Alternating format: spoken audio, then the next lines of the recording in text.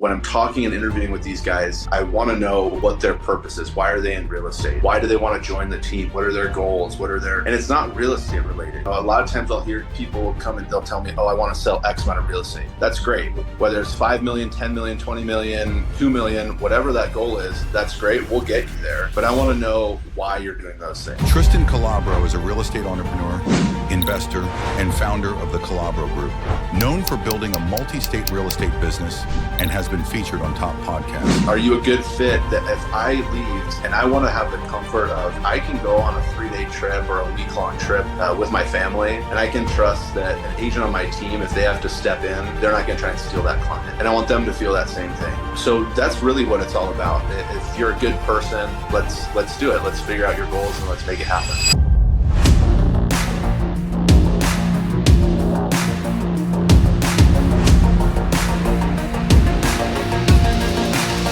What's up, everybody? This is Ryan Van Ornum back with another episode of Scaling Up Success podcast, brought to you by Cynergists, the place where you can scale your business at a fraction of the cost. Today, I have Tristan Calabro of the Calabro Group here in Colorado. Tristan, how are you today, my friend? Doing good, man. How about yourself? Man, it's a great day, and I'm so excited, dude, to catch up with you. We've been friends for years, man, and I'm just so excited to hear more about what you've been doing and how you've been building out what you got going on, man. Really cool to have you on again, man. Yeah, no, appreciate it. Thanks for the invite. Absolutely. So, well, tell everybody, kind of like you have the Calabro Group that you've built in real estate here in Colorado. Tell everybody kind of like your origin story of this superhero real estate group that you got going on, man. Yeah. So it's pretty simple, really. I was a fireman for several years in a couple different cities, and I wanted to get into real estate. Kind of the long story short of it is I wanted more time with my kids. Of course, we all think that when we get into owning our own business that we're going to have a bunch of time, and then that's very quickly you realize that's not the case. But yeah, I wanted to be more present with my kids, and at least this way allowed me to control a little bit more of that time. I work a lot more, but I can at least kind of tailor it to, making sure I'm there for birthdays or for Christmas and all those things I didn't have before. So that's kind of where it started as far as real estate. And from there, I had a really successful first year. I was really blessed, but I learned very quickly that there's a lot of, people in this industry that aren't really the most trustworthy and aren't the greatest to work with at all times. And I fell victim to that. And I kind of decided at that point, after a couple of years, like, hey, listen, I want to be that beacon for people that they feel like they can come here and be really successful. They can start a really good business, learn how to do all the things that I've now done for myself, but in a way that doesn't take away, 90% of their paycheck or make their life miserable. So I created my own team. I love that, man. I honestly thought the reason why you were getting out of being a firefighter and into real estate was because you got tired of doing all the calendar shoots. Yeah. Well, that was the diet, of course. Exactly. So, man, no, you've been extremely successful. I've seen your growth, over the years, and I couldn't be more proud of the success that you're having. And now that you have, built where you have people that you're working with on a team together, what challenges have you faced when scaling up your real estate business? Yeah, great question. So for me personally, it's a little bit different because we operate in multiple states, whereas a lot of agents and teams are, they're obviously in their one area. I'm very fortunate that I have a very successful team, both in Colorado, the Front Range, Colorado, and also Southeast Florida. So, Palm Beach County, Miami, Fort Lauderdale. And so that's one of the big challenges is because, they're two very different states. The contracts are very different. The legal ramifications, of course, we have our national laws that we have to follow, but then we have our state rules and our little nuances. And so that's one of the bigger challenges is making sure that I am not just proficient for myself, but now I have people that are relying on me. I've got team members that look to me. So I have to make sure that, I understand every single contract, every single legal term, the right way to advise people, not just from a real estate perspective, but from a legal standpoint as well. Man, I love that.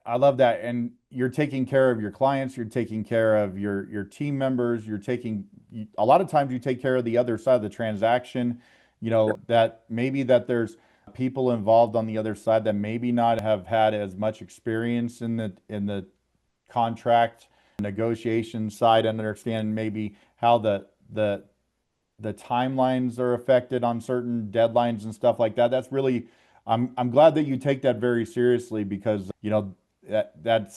that's number one for a lot of people is protecting the fiduciary side of things for their clients. So that's wonderful that you do that.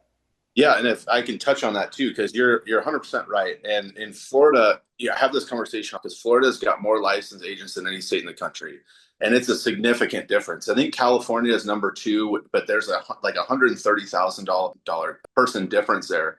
Wow. I would say the last dozen of our transactions in Florida, we've ended up having to do the majority of the other side's work because they just don't know how to prepare documents. They don't know how to follow deadlines. And, at the end of the day, our responsibility, like you said, our fiduciary responsibilities to our clients, I want to make sure that not only they're getting a good deal, but they're protected legally, everything transfers the way it should be, all of those types of things, whether they're buying or selling. And it's just not easy with the amount of new agents that just don't take the time. Everybody wants to be on Selling Sunset the day after they get their license. You know what I mean? Right, right. No, and you brought up an interesting point because it's not just in real estate, but a lot of different businesses think, or business genres, people think that it's going to be easy stepping into a certain career. And a lot of times there's a lot of factors that you don't really see before you actually get into the business. So, kind of switching a little bit on this though, like as you have gotten into the real estate career genre, what unexpected opportunities have kind of helped you along the way to experience this growth? That's a really good question. I've always been I've always been a really outgoing person. I like to go in, different events and go and talk to people and speak with people. It's just kind of in my nature, which has been awesome because a lot of real estate, that's what it is in the beginning. And to kind of go back to what's a difficult thing for me in real estate, it's being a salesman because I'm not a salesman. I'm just a guy that wants to help people out and support my family. So that's been a really awesome opportunity for me, or something that's really helped me grow is, just being able to be myself, not being so held to the constraints that I was when I was in the military, when I was a fireman. It's not as regimented. It's not as, SOPs and step by step. Obviously you have those when you get into the actual, contracts and those types of things. But that's been a really great thing for me. Being involved in the local community. I'm also first generation Italian. First generation American. So my dad immigrated here as a teenager. And what's really awesome is South Florida is full of the Italian community, all first generation or immigrants. And so being plugged into that community also is just amazing because I get to help people that were like my father and like myself that don't understand or didn't understand or need assistance with real estate and operating in a new country and stuff like that. And it's really, really profound. It's awesome. That is really cool, man. And props to you because, making your own way from the military and the fire dog side of stuff and building this successful business, man. Props to you. I really respected your growth, man. Really cool. Appreciate it. Absolutely. So one of the things, man, and the thing that I kind of see is in real estate is it's almost like shifting sands. The industry is changing constantly. So like, how do you stay ahead of those type of industry trends? Yeah, the biggest thing is being informed. I'm a big proponent. I say this all the time. My agents probably get tired of hearing it, but I don't do scripts and our agents don't do scripts. And I always tell people the same thing over and over. Your knowledge is your script. And I'll give you an example what I mean by that. So there's a lot of agents, I'm not knocking agents to do scripts. If that's how they choose to do their business, it's totally fine. It's just for me, it doesn't work that way. But I'll give you an example. We are in this weird environment where, 1 week you'll have an interest rate that's close to 8, and then the next week you'll be in the high 5s. Houses are sitting, houses are going. It's kind of all over the place. And I really preach knowledge to my agents. So learn how to read the market, learn how to follow the feds, learn how to, talk to your your lending partners and your title partners. What are people seeing in the market? What are buyers seeing? What are they feeling? Same thing on the sales side. And when you learn how to do all those things and you learn how to read the data, you can paint yourself a picture that is more or less, it's not an exact science, of course, but it can at least give you an idea of where things are going based on the trends or where you're at right now. And then from there, you can determine, how do I advise this particular client? Is it a business owner? Is it a first-time home buyer? Is it somebody that wants to buy rental properties? Right? You learn all those trends and you specialize in the market in your area, and that'll tell you the patterns that'll help you give at least an idea of where the market is going in the future and how to advise those clients. Love that, man. That's super solid right there. So one of the things, as you've been building out your team, how do you like, I've always been told in building teams, having the right hires can make or break the business. So how do you create that strong culture that people want to be there, want to continue to grow with you, and finding the right people to be a part of that as you continue to build it? Yeah, you have, that's the biggest thing, right? I mean, you're only as strong as your weakest link. And my approach to a team is, I don't want, there's some mega teams out there that have, 20, 30, 40, 50 agents, and they do a ton of volume. They do all these things. Okay. That was never my intention. I'm the type of person that I set my goals for the year, and whatever those volume goals are, whatever those transaction side goals are, those are what I'm going to aim for. And once I hit that, I know there's a lot of agents that they're like, man, once I hit my goal, I'm going to keep trucking. I'm going to keep going, floor pedal to the metal, and I'm going to try and double or triple or whatever. That's not me. That's not why I got into this business. And so I want to connect with other people that are like that. We're going to work really, really hard for our clients. We're going to work really, really hard for our families. But first and foremost, when I'm talking to agents that are interested in joining the team, because we don't do any outbound marketing to get team members. We really don't. When I'm talking and interviewing with these guys, I want to know what their purpose is. Why are they in real estate? Why do they want to join the team? What are their goals? And it's not real estate related. A lot of times I'll hear people come and they'll tell me, oh, I want to sell X amount of real estate. That's great. Whether it's 5 million, 10 million, 20 million, 2 million, whatever that goal is, that's great. We'll get you there. But I want to know why you're doing those things. Right? Are you a good fit that if I leave, right? Like, I've been burned a lot in real estate from other agents, team members, all these things. And I want to have the comfort of, hey, I can go on a 3-day trip or a week-long trip with my family, and I can trust that an agent on my team, if they have to step in, they're not going to try and steal that client. And I want them to feel that same thing. So that's really what it's all about. If you're a good person, let's do it. Let's figure out your goals and let's make it happen. I love that, man. And building that camaraderie and with integrity from the start, that's huge. Yeah. Love that. Sorry, I didn't mean to cut you off there. But if I could, one more thing too, a lot of agents, and I don't blame them for this at all, but team agents, they have team agreements. As soon as somebody comes on, they sign their team agreements. Hey, you can't do this. You can do this. You're withheld into these certain things. I don't do that.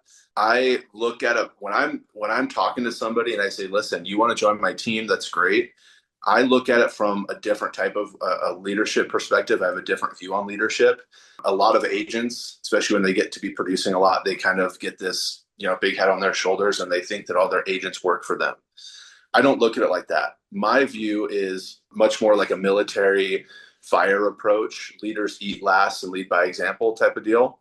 So the way I look at it is, hey, you want to join, if Ryan wants to join my team, I need to, as the team lead, I need to show Ryan why I deserve to earn a portion of his business. Why is Brian or, Joe or whoever, why are they trusting me to give me a portion of their compensation? I have to earn that, and I have to earn it by providing those resources. So I love that. I don't do team agreements. One day that might bite me, I'm very well aware of that. But in my opinion, if I go into it with this very structured rule system, we're not starting off on a level of trust. We're starting off on a level of employer, and that's not what I want. No, I gotcha. And it's got to fit the way that you feel comfortable with it, man. So do what you got to do on that side of it. So Yeah. What unique challenges do you see in your industry right now that are facing, real estate agents as a whole? So I think the biggest challenge, it's not anything to do with the market. That's what a lot of people focus on. Listen, houses are always going to be needed. People are always going to be buying, selling. It's just the way it is. I think the biggest challenge for professional real estate agents is dealing with all of these newer agents that come in and they think that they can just make a social media video and run the world of real estate.